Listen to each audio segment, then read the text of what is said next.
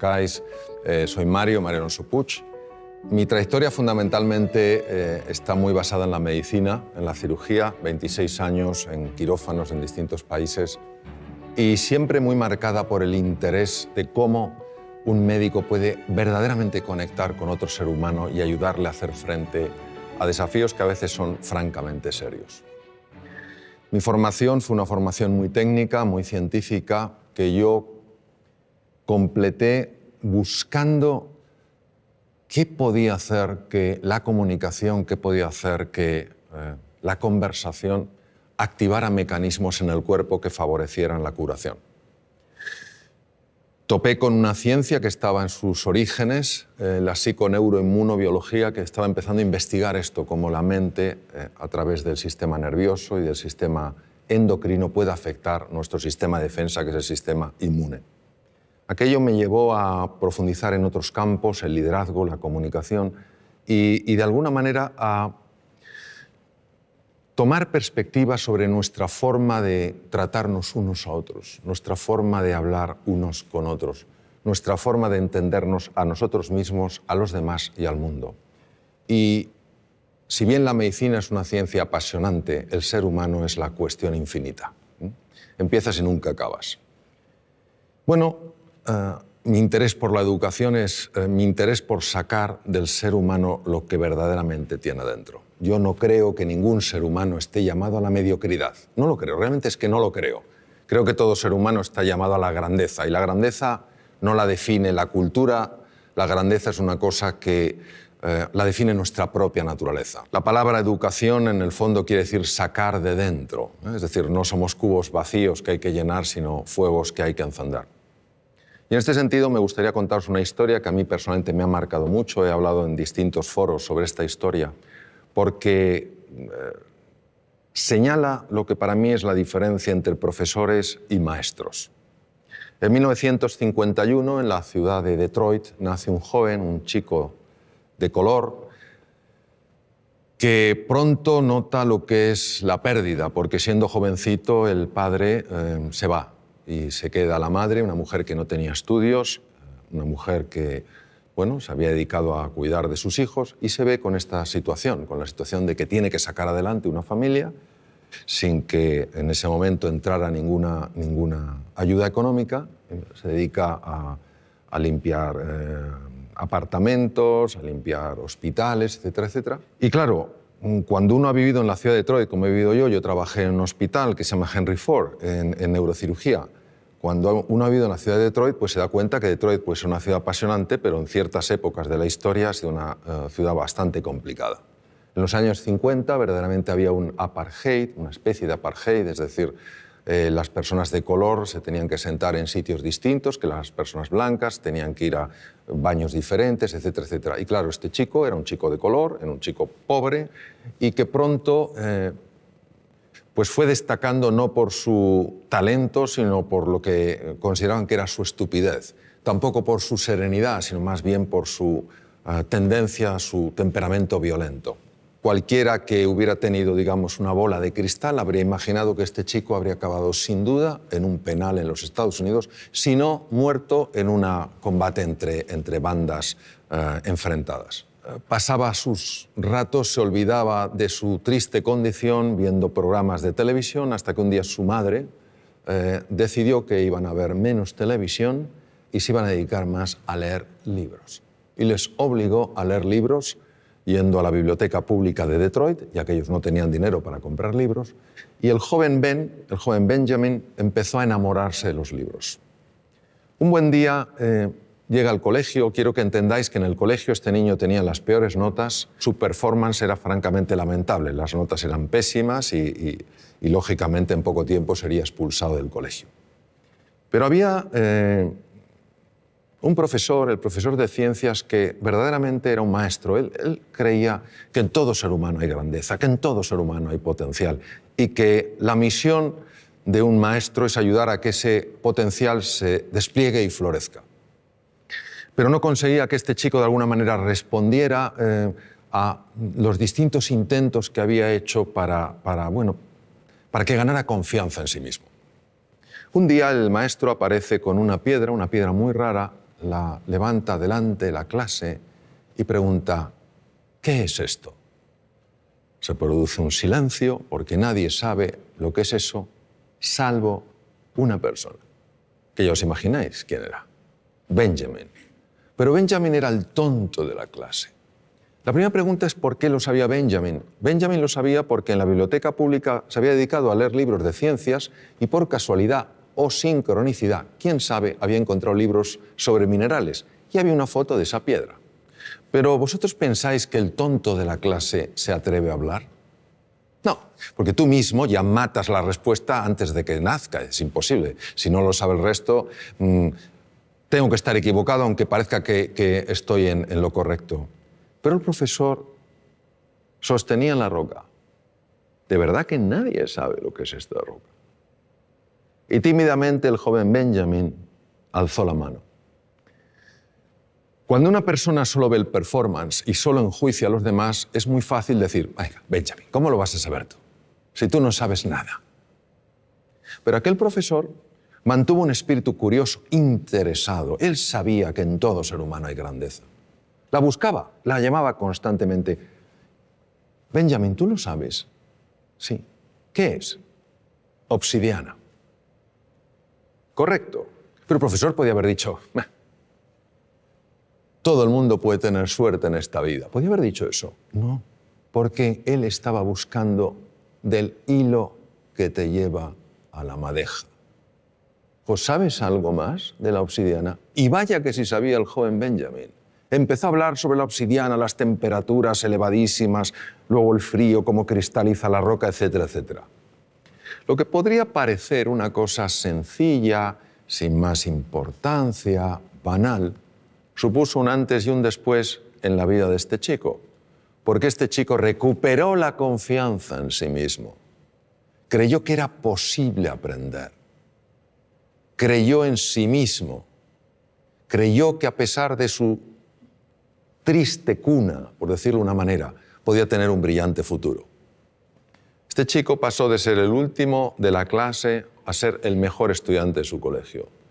Hizo realidad su más profundo sueño, que era absolutamente imposible, ser médico.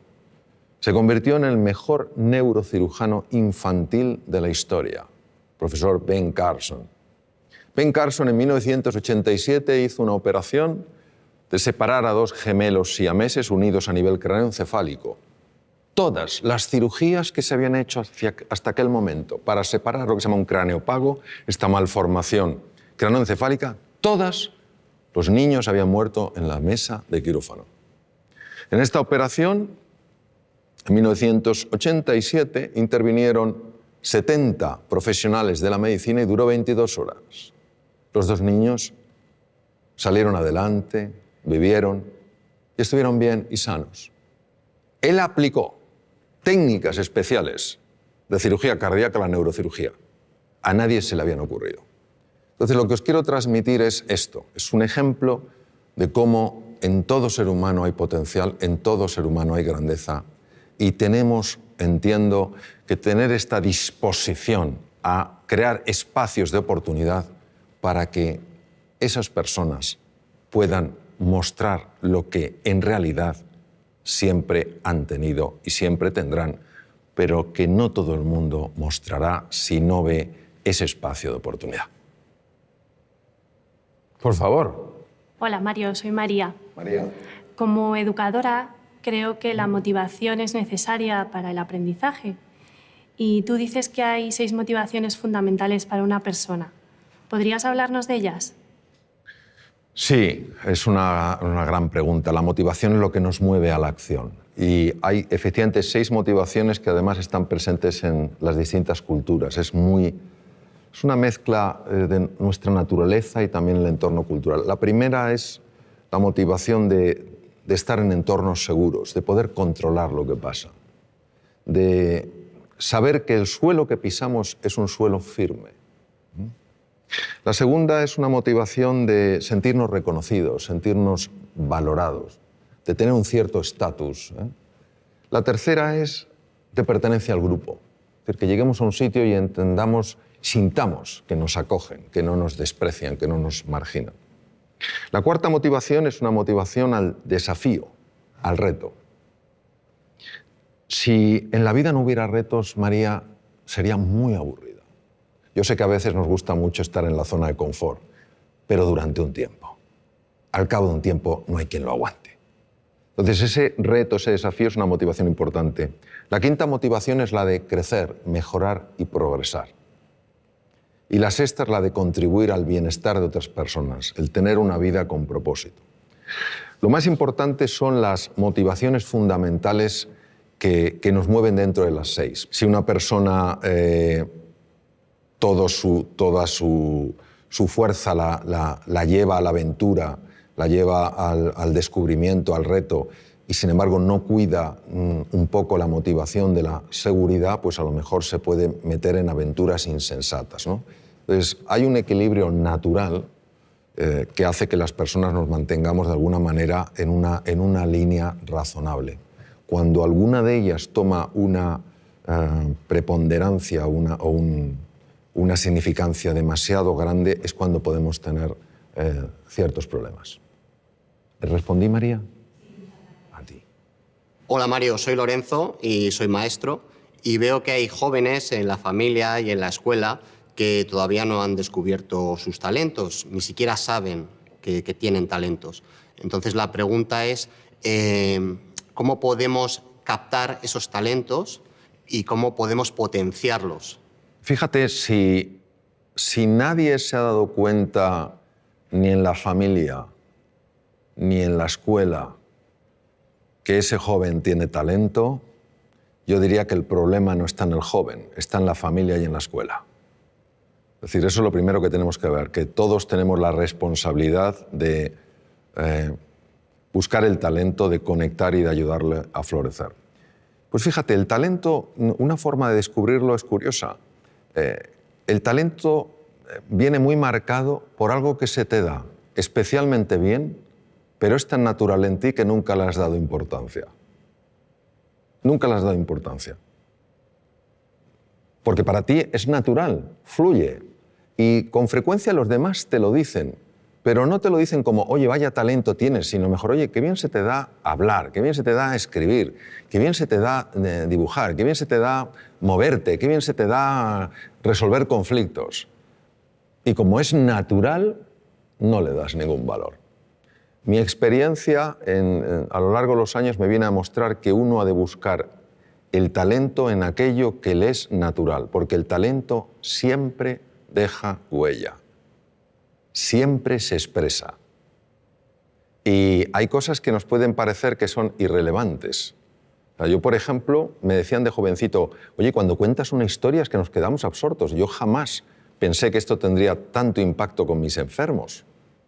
Cuando les contaba a mis enfermos las cosas, cómo íbamos a luchar juntos contra la enfermedad, etcétera, etcétera, y yo veía que se producía un estado de ánimo en ellos sorprendente, tampoco pensé que eso tuviera especial valor, ni que me dedicara luego en la segunda etapa de mi vida mucho más al tema de la comunicación, a escribir. Pues eso es lo que quiero decir, que todo ser humano tiene un talento y ese talento va dejando huellas, va mandando mensajes y tenemos que ser un poco más sensibles para entender que el talento tiene muchas formas. Y luego, por otra parte, te diré, Lorenzo, que es muy importante mirar a todo ser humano como se mira aquello que ves como sumamente valioso. De toda la conversación, lo más importante es la forma de mirar. Porque la forma de mirar tiene la capacidad de transmitir con enorme hondura cómo tú estás viendo a esa persona. Cuando tú miras a un ser humano como se mira aquello que es valioso, como somos espejos frente a espejos, esa persona empieza a reconocer su propio valor. Y en ese reconocimiento es más fácil que cualquier talento, cualquier capacidad encuentre un espacio natural para desplegarse. Yo creo que para mí eso es clave. Ver a todo ser humano como grandeza en potencia. Unos lo expresarán en mayor o menor grado, pero esa grandeza está en todo ser humano. Hola Mario, mi nombre es Antonio, soy maestro de educación primaria y mi pregunta es la siguiente. En alguna entrevista mencionas a Gandhi que sabemos que era abogado de formación, pero nunca ganó ningún pleito. Pero, sin embargo, podemos decir que llegó a cambiar el mundo. Entonces, ¿nos podría explicar este ejemplo y, sobre todo, cómo aplicarlo al ámbito educativo? Sí, la historia de Gandhi es una historia verdaderamente, yo diría, sorprendente. Gandhi padecía lo que se podía llamar una enorme timidez, una timidez profundamente limitante. Como tú has comentado, él se formó como abogado en Inglaterra, ejerció en Bombay y no ganó ningún pleito. Un abogado tiene que tener una buena retórica, tiene que tener una buena capacidad de comunicación. No la tenía. Tuvieron un problema, un familiar que vivía en Sudáfrica, tuvo un problema legal y consideraron la familia que si el joven Mohandas, su nombre es Mohandas, Mahatma quiere decir alma grande, Mohandas Gandhi fuera allí, a lo mejor en el camino se espabilaba, como cuando se manda a un hijo o a un sobrino que se va al extranjero, a ver si con el aire se espabila. Y entonces, ¿qué pasa? Que algo le sacudió profundamente la injusticia que vio. Y este es un punto clave, porque cuando el corazón de un ser humano es tocado con tal nivel de impacto, el cerebro empieza a operar de una forma radicalmente distinta. Entonces Gandhi fue un hombre que ya ni siquiera movilizaba a la gente por su capacidad de comunicación, su simple presencia ya movilizaba. ¿Qué nos quiere decir esto? Nos quiere decir un poco pues lo que hemos estado hablando antes, que no cabe duda que el elemento genético cuenta, ¿cómo no va a contar? No es el definitivo. Marca una tendencia, pero no determina. Influye, pero no determina. ¿Qué ocurre? Que para que uno dé la vuelta a esa tendencia tiene que tener una fuerza, una motivación. Antes preguntaba María por la motivación. Una motivación lo suficientemente potente para que el cerebro empiece a trabajar de una manera radicalmente distinta. Es lo que te diría. Por eso nunca hay que dar a nadie por perdido. Imaginemos que hubieran dicho, este Mohandas, que no sabe ni siquiera hablar en un juicio. El ser humano siempre nos va a sorprender. Es lo que te diría yo. Y enhorabuena por tu profesión porque es preciosa. Y a la edad en la que tú intervienes, el impacto es impresionante. Impresionante. Mi nombre es Pablo y te quería preguntar ¿cuál es para ti la clave de la educación? Querer a los niños. Para mí la clave de todo en la vida es querer. Querer a las personas con las que estás, quererte a ti, querer a la vida, querer a la naturaleza, querer el progreso, querer el bienestar, es querer. Porque si tú quieres, vamos a suponer que estamos hablando de educación infantil, si tú quieres a un niño, harás todo lo que esté en tu mano para ayudarle a salir adelante. Si tú quieres a un enfermo y le quieres de verdad y no sabes hacer una operación quirúrgica determinada, buscarás a una persona que la haga mejor que tú. Es querer. Donde el ser humano entiendo que tiene un desafío es en el querer, pero en el querer de verdad a la otra persona. Querer que salga adelante, querer que florezca, querer que sea plenamente feliz. Y cuando esto se ha aplicado en entornos como la medicina, los enfermos están más sanos. Cuando se aplica en la empresa, la gente es más feliz. Cuando se aplica en la universidad, se aplica en el colegio, se aplica en la escuela, los niños tienen mejores resultados. Para mí esa es la clave. Querer y, si me dijeras, y otra, creer. Creer. Y es fundamental que entendamos que creer, la fe, no es un acto del entendimiento, es un acto de la voluntad. O sea, si fuera el entendimiento, ¿para qué necesito la...? Si lo veo, pero elijo eso. Elijo tratar a las personas como si todas tuvieran potencial, aunque no lo hayan expresado. Y eso se transmite con la mirada, se transmite con el gesto, se transmite con la respuesta que tenemos ante el error, la respuesta que tenemos ante el acierto, el acompañamiento que llevamos a cabo. Creo que a veces complicamos mucho las cosas.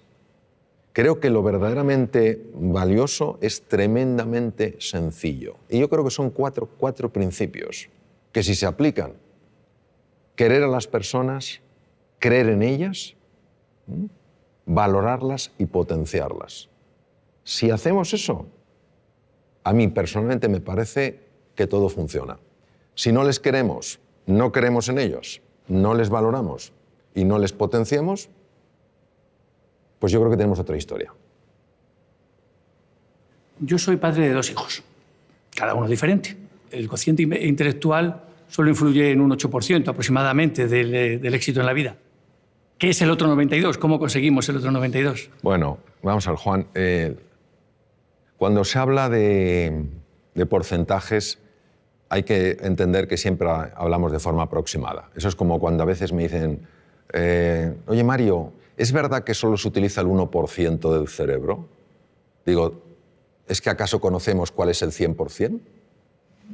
Si no conocemos cuál es el 100%, no podemos saber lo que es un 1%. Pero hay muchos estudios que avalan lo que tú has dicho. Es decir, el test de cociente intelectual, que se llama corrientemente de coeficiente intelectual, lo correcto es de cociente intelectual, fue creado en 1912. Y se convirtió en aquella época, fíjate, cambió por completo la orientación que le dio el descubridor. El descubridor o el creador quería dar una orientación para que cuando se vieran cocientes intelectuales que no correspondían a la edad, es decir, cuando la edad mental y la edad biológica no correspondían, que a esos niños se les tratara con especial afecto, con especial cariño y se pusiera a especial disposición para que subiera. Pero fue interpretado o fue utilizado como sistema de cribaje. Listos y el resto. Listos y el resto. Uno de mis maestros, el profesor Howard Gardner, dedicó montones de años de su vida a estudiar la inteligencia y se dio cuenta de que ni siquiera podemos hablar de una inteligencia. La teoría de las inteligencias múltiples. Y hay 2 inteligencias, que son la intrapersonal, que es la capacidad de reconocer tus estados emocionales y de poderlos modificar de forma positiva. Y la interpersonal, que es la capacidad de entender qué pasa en la otra persona y relacionarte con lo que pasa en la otra persona, que son absolutamente claves en el éxito en la vida. Una persona que no sepa gobernar sus estados de ánimo, que un día se levante sin ganas de hacer nada y ese estado de ánimo no lo pueda alterar, o que un día tenga ira y no sepa canalizar de una manera positiva y adecuada esa ira, o tenga miedo y no pueda superar su miedo, es difícil que progrese en la vida. Una persona que no sepa entender a los demás, que no sepa resolver conflictos, pues es difícil que progrese en la vida. Pues estas 2 inteligencias no existen en el test de cociente intelectual, como no existen otras. La inteligencia musical, la inteligencia kinestésica, la naturista, la espiritual, no están. Entonces, ¿qué ocurre? Que vista la relación que hay entre éxito en la vida, un sentido amplio, a lo mejor hay que redefinir lo que es el éxito, y cociente intelectual, se ve que efectivamente un porcentaje enorme de personas que han tenido éxito, ese éxito no es atribuible a su test de cociente intelectual.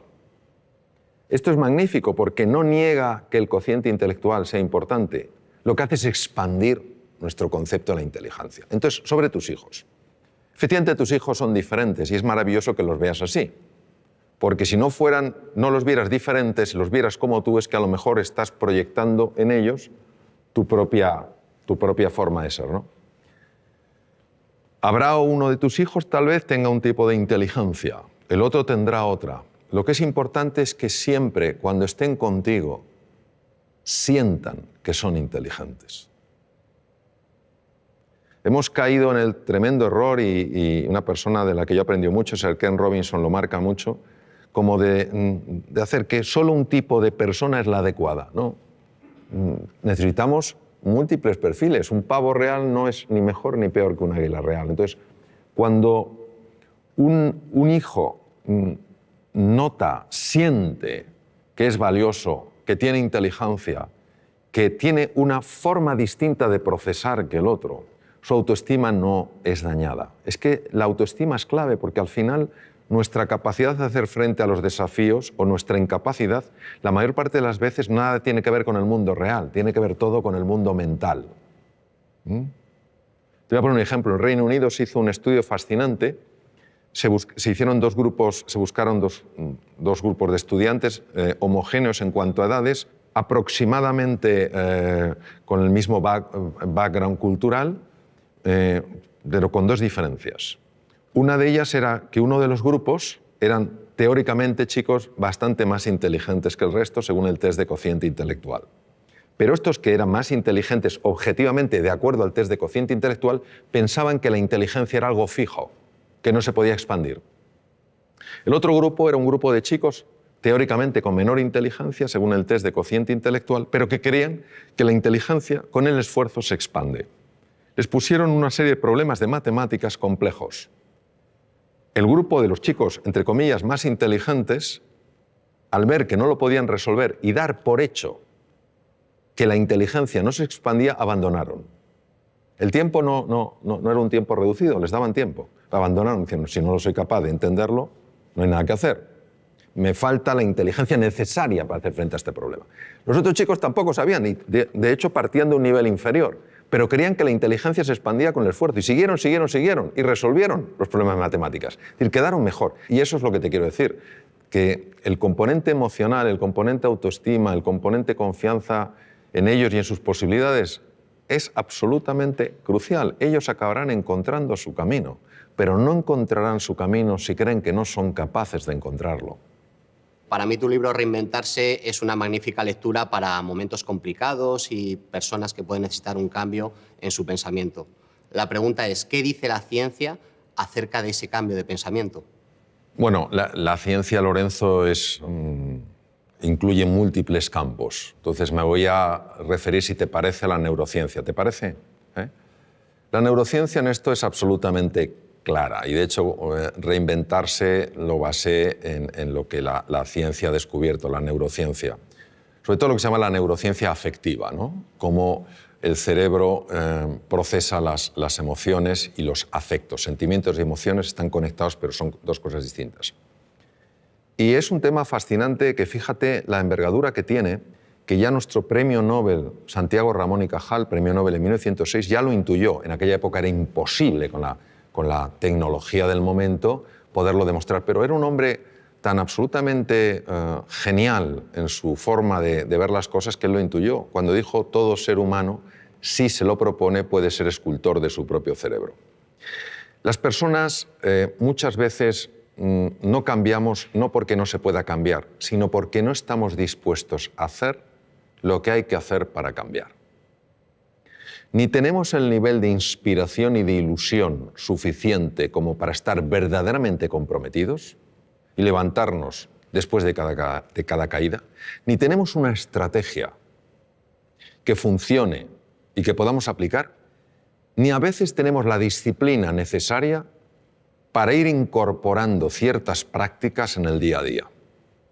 Cuando uno tiene la inspiración, es decir, ves una posibilidad en tu vida que dices, oye, si esto apareciera en mi vida, oye, voy a otro nivel. Cuando tenemos una estrategia que no tiene que ser ni sofisticada ni compleja, sino sencilla, estos son los pasos que he de seguir. Y cuando tú cada día te vas entrenando, es inevitable que se produzca un cambio en la citoarquitectura del cerebro. Es inevitable. Se forman nuevas conexiones, se forman nuevas vías y se forman nuevas neuronas, al menos en dos lugares. Uno no viene al caso porque no tiene, en principio, demasiada relevancia en el mundo en el que estamos hablando, pero el otro sí, que son los hipocampos. Los hipocampos, de alguna manera, no solo procesan mecanismos muy complejos en relación con la memoria, sino que también controlan unos núcleos que se llaman núcleos amigdalinos, donde está el núcleo central del miedo. Es decir, hacen que veamos las cosas con menos miedo. Todos nosotros podemos cambiar, podemos activar genes, podemos desactivar genes, podemos crear nuevas conexiones. Entonces, ¿qué nos dice? Nos dice la neurociencia que vivamos con pasión, con entusiasmo, que vivamos con fe en nosotros y en nuestras posibilidades y que estemos dispuestos a llevar a cabo el entrenamiento necesario para incorporarlo, para que pase del saber al saber hacer. Y cuando uno está con personas realmente relevantes en el mundo del deporte, en el mundo de la ciencia, te das cuenta de la disciplina que ponen en su vida. Todos los días se entrena. No hay un día que digan, no, hoy no me entreno. Se entrenan un poquito. Y eso es una maravillosa oportunidad porque quiere decir que nuestro pasado no tiene por qué predecir nuestro futuro.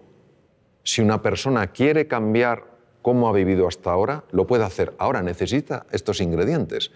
Un verdadero entusiasmo, una motivación que le genere el compromiso, una estrategia que sea razonable, no tiene que ser compleja, y una práctica constante para que al final no haya nada que creerse, porque tú mismo lo puedes verificar. Por ejemplo, yo aprendí inglés ya siendo un adolescente, y para mí el inglés era absolutamente imposible.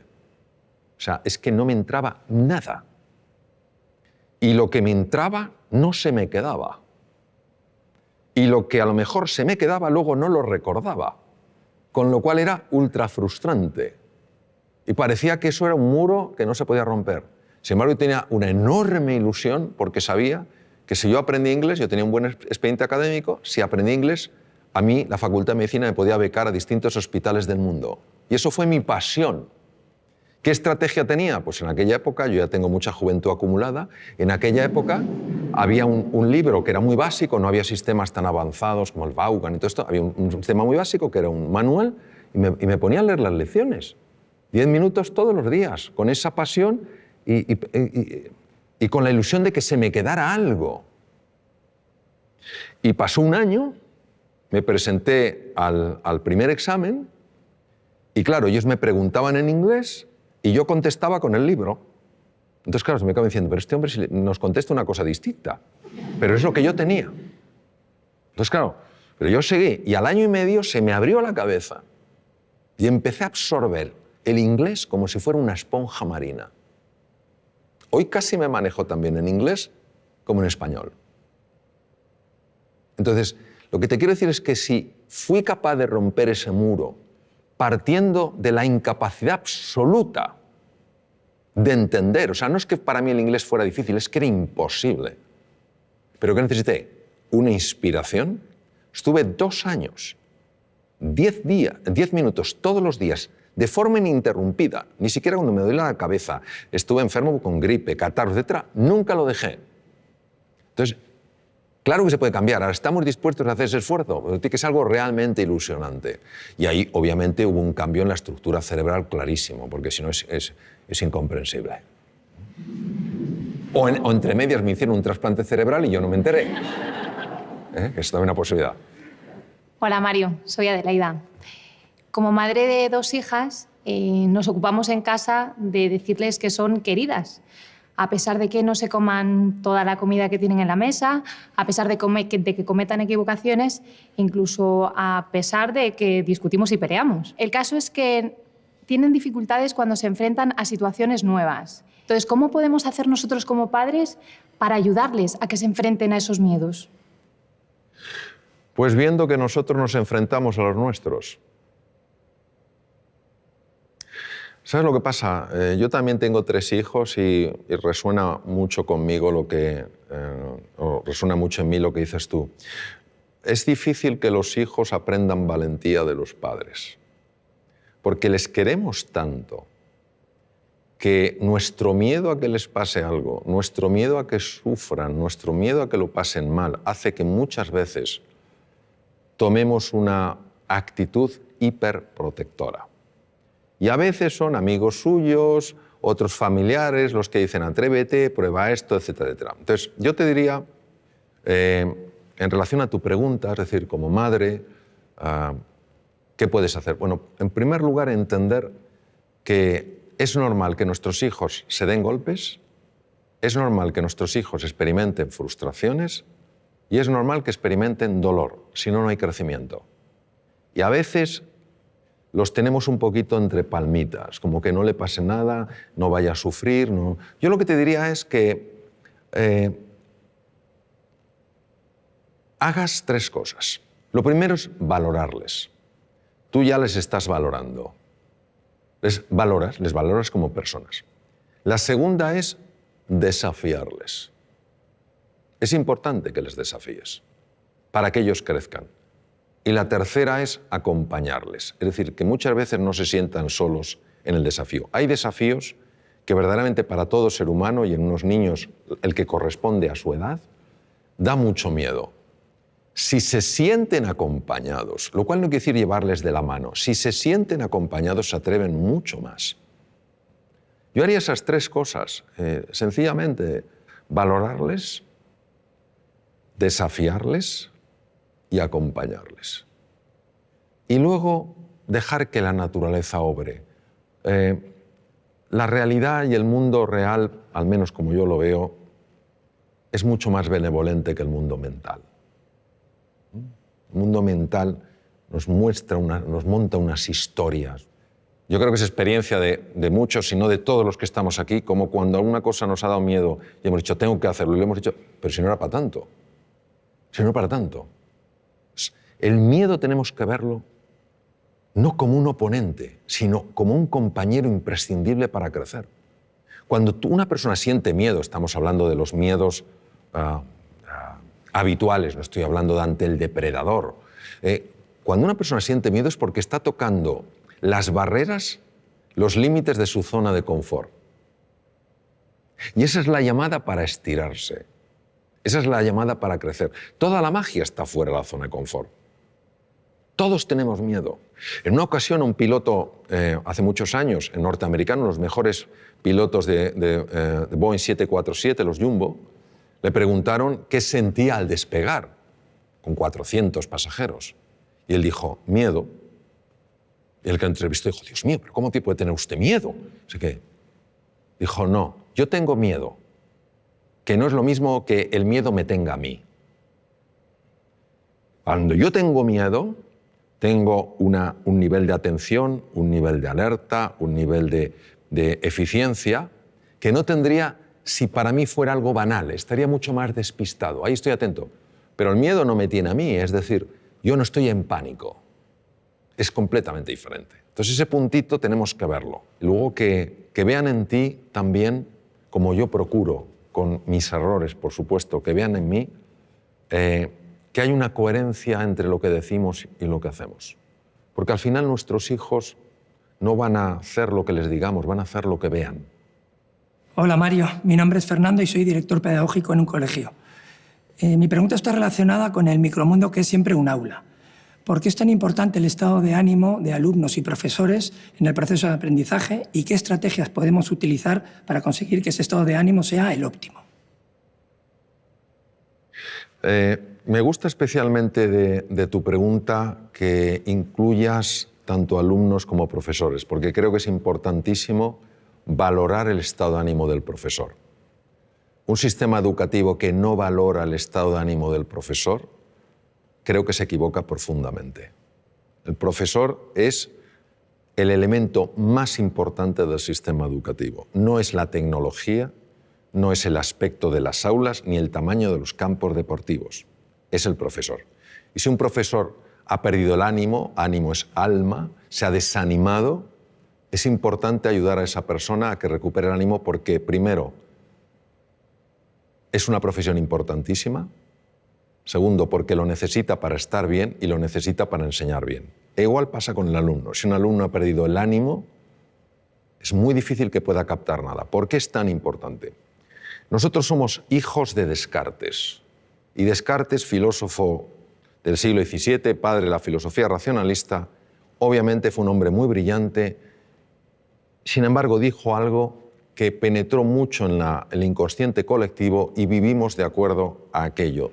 Él hablaba de que había procesos mentales, res cogitans, y elementos físicos corporales, res extensa, y que no se comunicaban prácticamente. Esto nos ha llevado a pensar que el aprendizaje, el conocimiento, pues es una cosa fundamentalmente intelectual, cognitiva, y el elemento emocional era un tema de pasada. Si estabas a gusto, bien, pero tampoco afectaba. Uno de mis maestros, Antonio Damasio, escribió un libro precioso con un gran componente científico, se llama El error de Descartes, donde claramente muestra que si tú aboles, dañas la parte emocional, inevitablemente estás perturbando y dañando seriamente la parte cognitiva. Cuando se estudia la neurociencia afectiva se ve que una persona, por ejemplo, que haya perdido el ánimo, que esté desilusionada, que esté desesperanzada, que se sienta impotente, no tiene el mismo riego cerebral que una persona que se sienta con ilusión, que se sienta con ánimo y se sienta con ganas. Las zonas más anteriores del cerebro, lo que se llaman áreas prefrontales, que son esenciales en el mantenimiento de la atención, en la memoria, en el aprendizaje y en la creatividad, son muy dependientes del estado emocional. Por eso una persona entusiasmada, con un proyecto, ilusionada, que se siente a gusto, acompañada de gente que cree en ella, etcétera, etcétera, es una persona mucho más inteligente, mucho más creativa y mucho más emprendedora. La misma persona, si le cae el ánimo, si se siente incapaz, etcétera, no importa si es capaz o no, no ejercitará esas capacidades porque las tiene abolidas. El cuidado del ánimo, del estado de ánimo, en alumnos y profesores es clave. Entonces, a veces nos embelesa la tecnología. Y está muy bien la tecnología. El elemento esencial siempre será el profesor y su relación con el alumno. Siempre, afortunadamente, será un elemento humano. Esto será insustituible. Entonces, por eso me parece clave. Cuando uno sabe que esto es importante, lo puede cuidar. Entonces, ¿qué se puede hacer? Lo que se puede hacer es, sencillamente, crear un espacio de verdadera escucha donde las personas, sin ningún tipo de miedo, puedan transmitir lo que sienten y lo que necesitan y no tener que ocultárselo. Y si un profesor dice, he perdido el ánimo, es importante creer en esa persona, valorarla, desafiarla y acompañarla a que lo recupere. Si ni siquiera esa persona transmite que ha perdido el ánimo, porque no siente que hay un espacio dispuesto a escuchar eso, ¿cómo la vamos a ayudar? Si un alumno en un momento determinado se siente desanimado, qué importante es que pueda transmitírselo a un profesor para que le ayude. Tenemos un concepto absolutamente obsoleto de lo que es la inteligencia, lo que es la creatividad. Creemos que son capacidades fijas.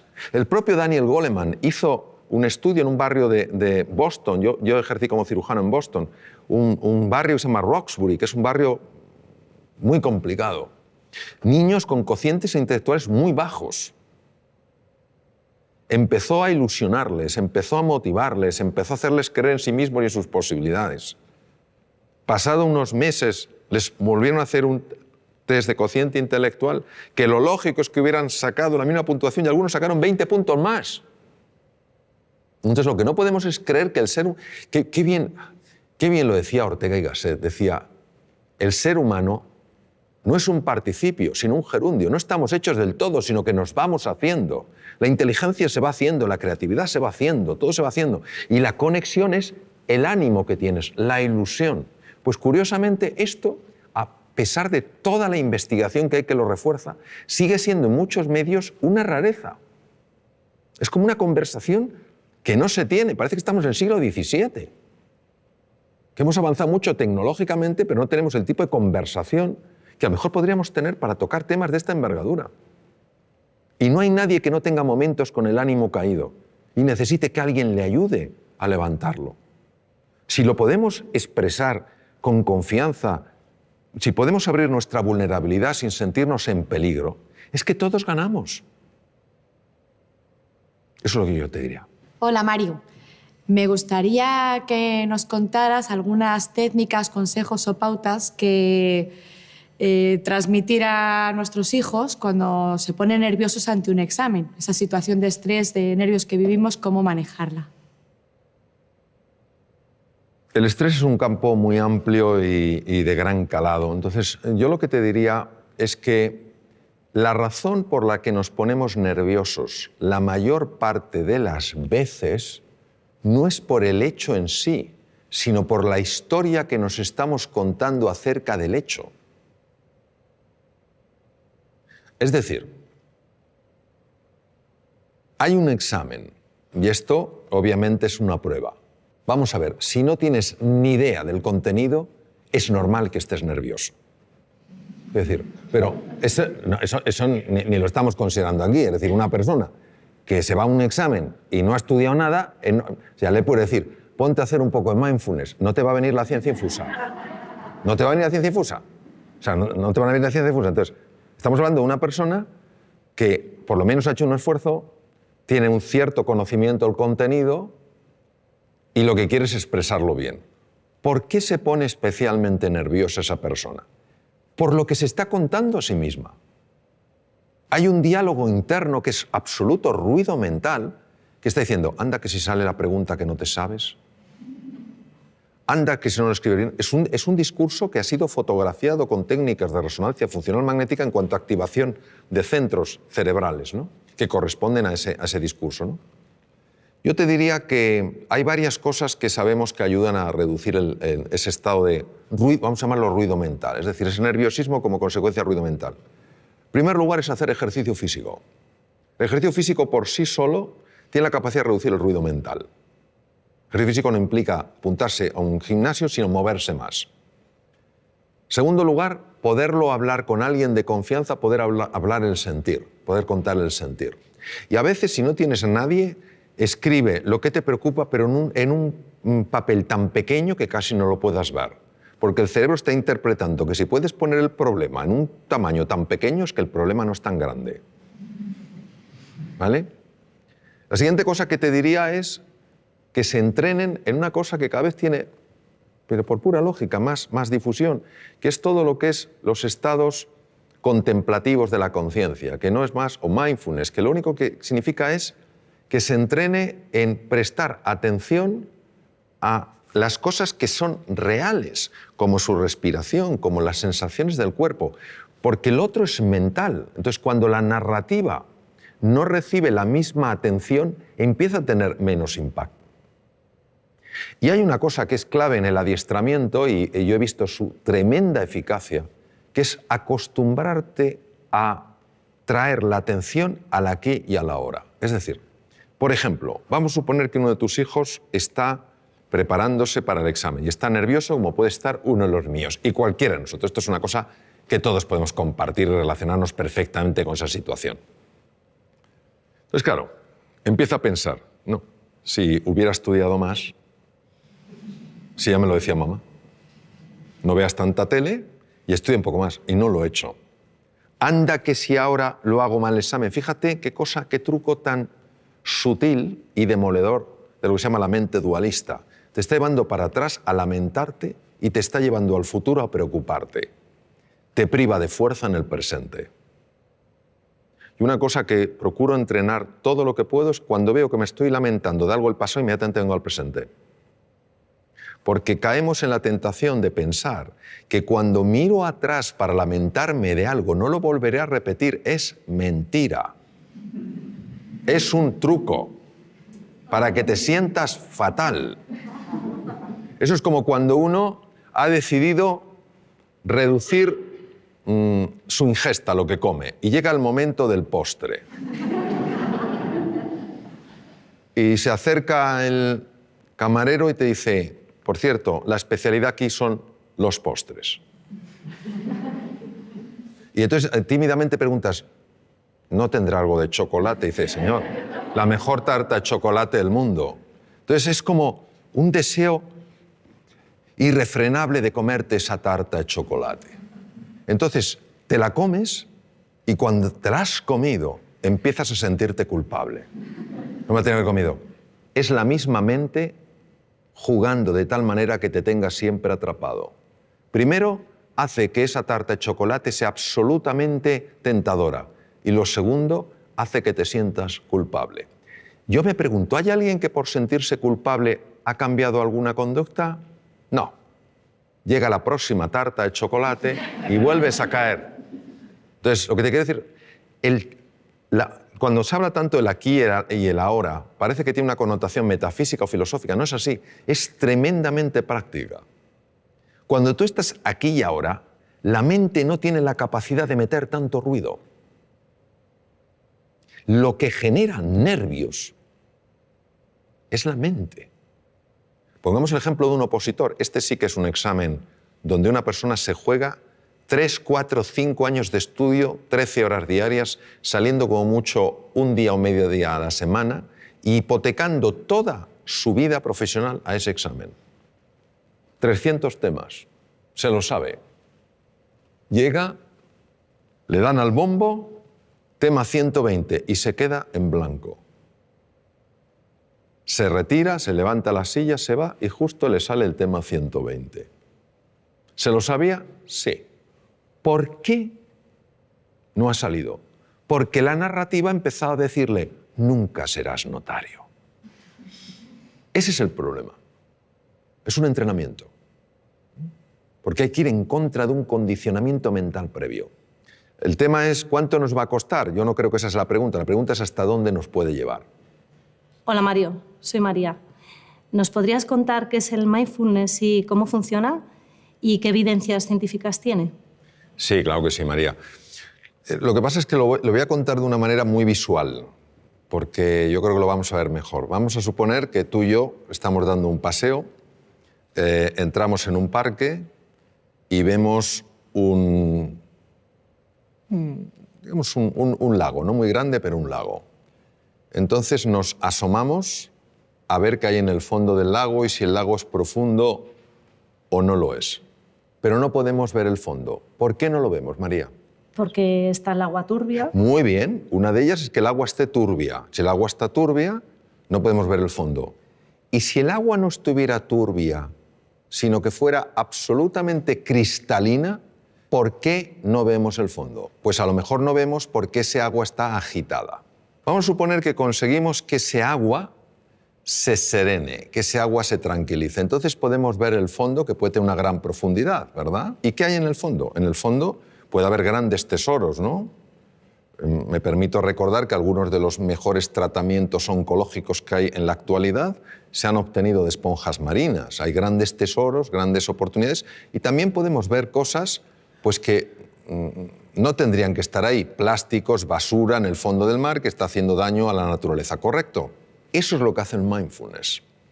Nuestra mente está agitada y como está agitada, no vemos nuestro potencial, ni tampoco vemos aquello que nos está lastrando.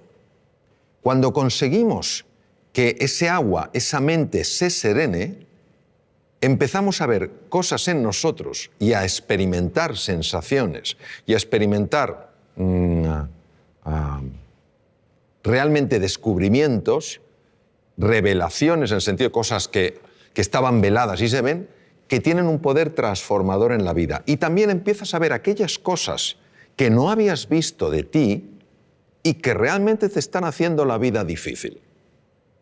Y a veces, para poder limpiar un poco el agua, hay que descubrir dónde está la suciedad. Esto es lo que permite el mindfulness. El mindfulness es un ejercicio puro de la atención para serenar esa mente que por razones que todavía no conocemos está agitada.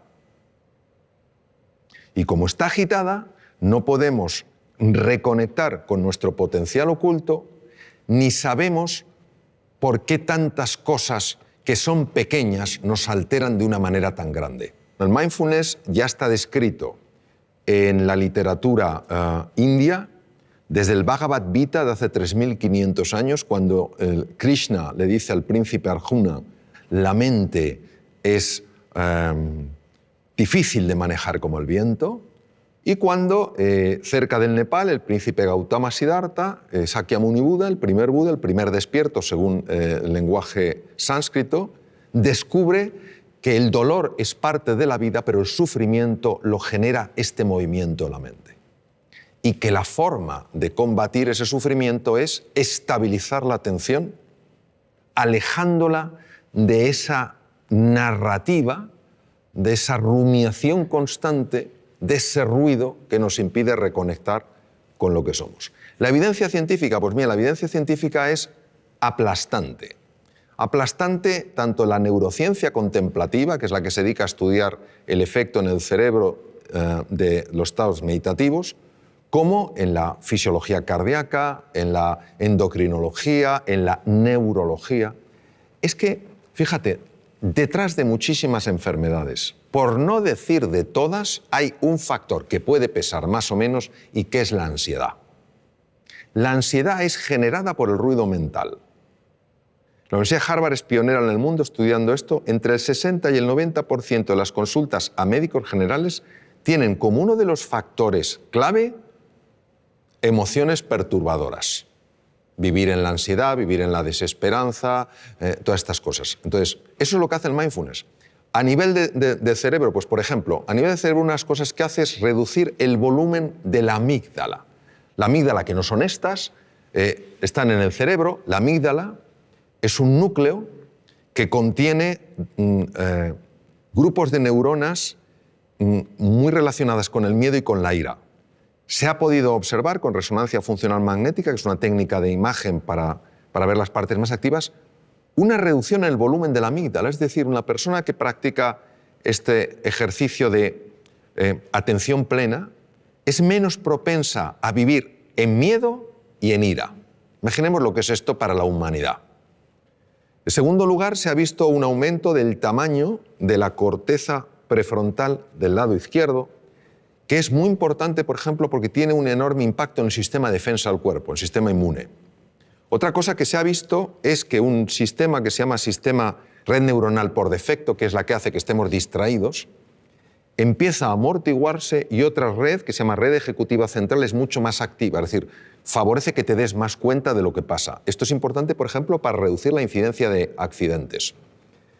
Se ha observado, por ejemplo, cambios en el sistema de defensa, en el sistema inmune. Gente que ha practicado mindfulness sin tener experiencia previa en absoluto durante 5 días a la semana a lo largo de 2 meses, 20 minutos cada día, han tenido aumentos entre el 12 y el 20% del sistema inmune. Alguien dirá, pues eso no es mucho. Ah, que te suban el sueldo un 12, un 20%. Mirad lo contento que te pones. Claro, una subida de un 12%, un 20% del sistema inmune es que no te cojas una gripe o no te cojas un catarro, o si estás lidiando con un tumor, que tu cuerpo sea mucho más agresivo. Mejoras en el tubo digestivo. Te voy a contar una cosa que es alucinante. A mí me lo parece. El tubo digestivo controla el 80% del sistema de defensa del cuerpo. Está ahí. El tubo digestivo constituye otro cerebro, complejísimo, con 500 millones de neuronas. Cuando una persona está súper-tensa, cuando una persona está llena de ansiedad, empieza a producirse el paso de sustancias feas, quiero decir, nocivas, desde la luz del intestino delgado y a veces del colon, a la sangre. Y pueden dar lugar a procesos inflamatorios generalizados que ya se están empezando a relacionar como uno de los factores, uno solo, que podría tener su conexión con el Alzheimer, por ejemplo. Hace más difícil el control de la glucosa. Es alucinante. Entonces, cómo el mundo emocional, perturbado por una mente agitada, acaba afectando todo el cuerpo. Hay estudios, por ejemplo, la aplicación de mindfulness a personas que están diagnosticadas de esclerosis múltiple, que es una enfermedad degenerativa del sistema nervioso, y se reduce la aparición de brotes, evoluciona por brotes. Son menos intensos. Se está aplicando un montón de cosas, es decir, y además por centros tremendamente serios, donde la investigación no es cuestionable ni anden buscando especiales resultados, sino que están muy bien controlados. Lo que pasa es que esto, que tiene 3.500 años de antigüedad, solo le hemos dado una credibilidad cuando una serie de científicos se ha decidido a estudiar qué ocurre en el cerebro y en el cuerpo cuando una persona entra en estos estados de enfocarse en el aquí y en el ahora. Y también nos ha ayudado a darnos cuenta de la jaula de grillos que tenemos en la cabeza. Y que es una cosa difícil de creer. Que te pasa una cosa que te disgusta por la mañana y te está rumiando hasta la noche. Pues parece que somos vacas.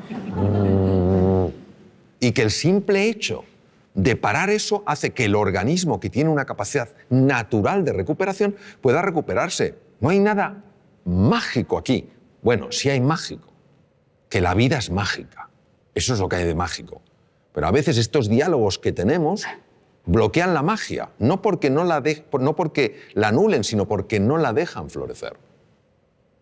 Te he oído decir que la mayoría de los seres humanos se mueren con la música dentro sin haberla oído sonar. ¿Qué quieres decir exactamente con eso? Bueno, para los futuros padres, ¿qué podemos hacer para que nuestros niños no les pase esa cosa, ¿no? recuerdo una cosa que leí de Víctor Hugo que me impresionó mucho, ¿no? Víctor Hugo decía, el problema nuestro no es que nos vamos a morir, es que no sabemos cómo vivir. Y había un filósofo danés, Søren Kierkegaard, que decía, la vida solo se puede vivir mirando hacia adelante, solo se puede entender mirando hacia detrás. En los momentos donde ya esta existencia nuestra se acaba y una persona mira hacia atrás, y lo sabemos sobre todo por los escritos de Elisabeth Kubler-Ross, que estuvo con muchas personas en esa situación, uno se da cuenta de la cantidad de cosas que podía haber hecho y no hizo. Cuando yo hablo de la música, yo creo que todo ser humano tiene música. Lo que pasa es que está acostumbrado no a oír su música, sino a oír su ruido. No tiene nada que ver el ruido con la música. Y si te das cuenta y ves una partitura, si todas las notas fueran pegadas una detrás de otra, no tendríamos música, tendríamos ruido. Lo que hace que tengamos música es que haya espacios de silencio. Son esos espacios donde no hay ninguna nota los que permiten que en vez de ruido haya música. ¿Qué quiero decir? Quiero decir que esta vida, yo creo que el tiempo que la vivamos es una vida para vivirla con intensidad, con dificultades, con desafíos, que nos enfoquemos en lo que realmente es relevante. Que cuando llegue el final de nuestra vida, digamos como Neruda, confieso que he vivido. Que podamos decir, confieso que he vivido la vida y no que la he visto pasar. Y esa toma de conciencia, esa reflexión es lo que creo que nos puede ayudar sencillamente a que la música emerja, porque el ser humano está llamado a eso, a hacer sonar su música. O sea, todos tenemos una música y es una música preciosa, todas diferentes, todas complementarias. Eso es lo que quiero decir, que no nos conformemos con vivir una vida de ruido, sino que vayamos encontrando esa música a base de enfocarnos en las prioridades, para que al final de nuestra vida podamos decir, como decía Neruda, confieso que he vivido. Hola Mario, soy Charo y mi pregunta es la siguiente. ¿Por qué los humanos tropezamos 100 veces con la misma piedra? Bueno, me temo que en este caso la respuesta será de menor nivel que la pregunta. Yo creo que los seres humanos tropezamos 100 veces sobre la misma piedra por falta de humildad.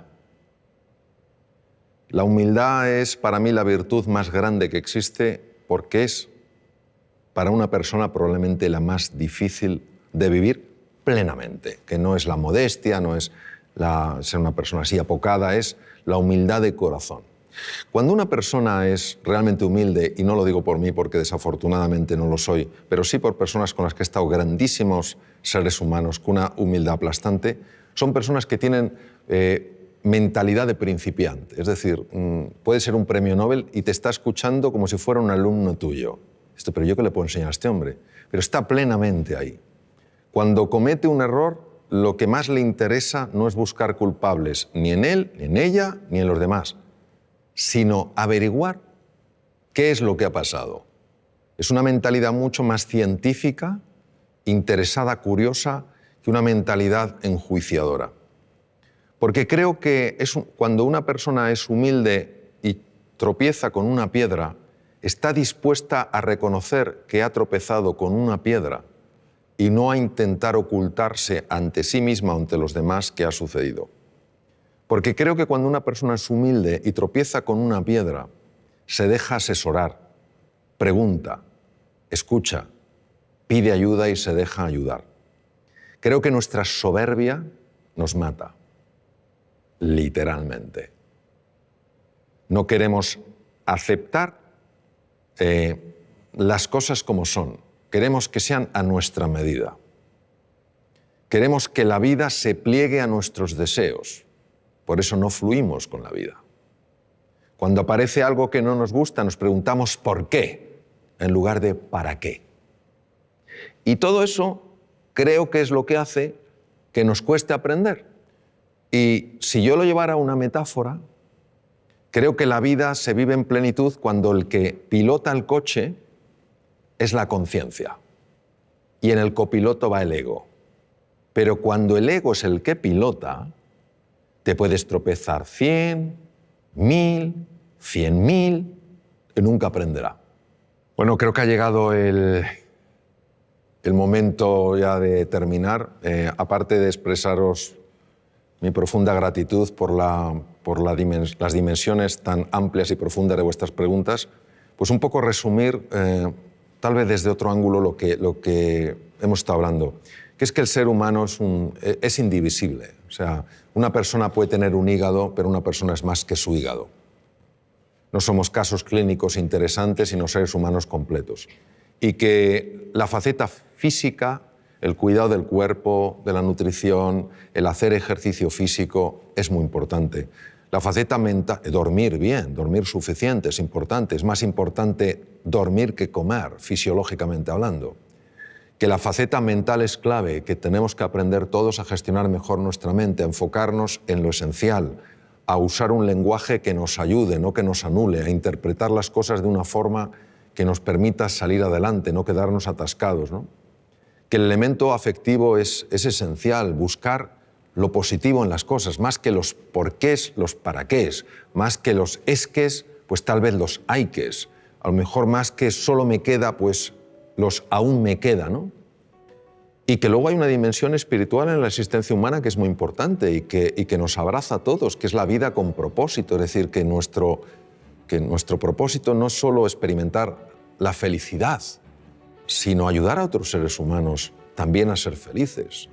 Decía Martin Buber, un magnífico filósofo alemán, decía que se puede vivir como si fueras el centro de una circunferencia o se puede vivir como si fueras el centro de una elipse. Qué bonito, porque la elipse tiene dos centros, tú y yo, y así es como se construyen nosotros. Yo creo que todos en la dimensión espiritual lo que estamos llamados es a construir un nosotros, a ayudarnos en este viaje fascinante que es la vida, en nuestras distintas facetas, y que la educación, se valore o no, es increíblemente valiosa. ¿Cuántas cosas no tendríamos que padecer si las hubiéramos aprendido a edades más tempranas? ¿Cuántos conflictos no surgirían si los hubiéramos aprendido a resolver en un entorno escolar cuando éramos más jovencitos? ¿Cuántos dones conoceríamos si los hubiéramos descubierto? Entonces, la educación es tarea de todos y yo creo que nuestra responsabilidad es, cada uno en la medida de sus posibilidades, ayudar a valorar verdaderamente no solo la importancia de la educación, sino la enorme importancia del maestro, la enorme importancia de la relación con el estudiante, valorar al estudiante porque es la persona que está en el momento cumbre de la vida para aprender y descubrir, y entender que esto puede dar un gran sentido a nuestra vida, porque no es solo lo que nosotros logremos, es también el legado que vamos dejando y que puede afectar a muchas generaciones. Tú cambias un sistema educativo, lo mejoras y eso puede tener un impacto como cuando tiras una piedrecita en un estanque y las ondas se extienden por todas partes. Pues eso, os animo a que cada uno, donde esté, como pueda, en la manera en que vea, viva de acuerdo a unos principios que en el fondo lo único que buscan es darle al ser humano su verdadera dignidad y su grandeza. Gracias.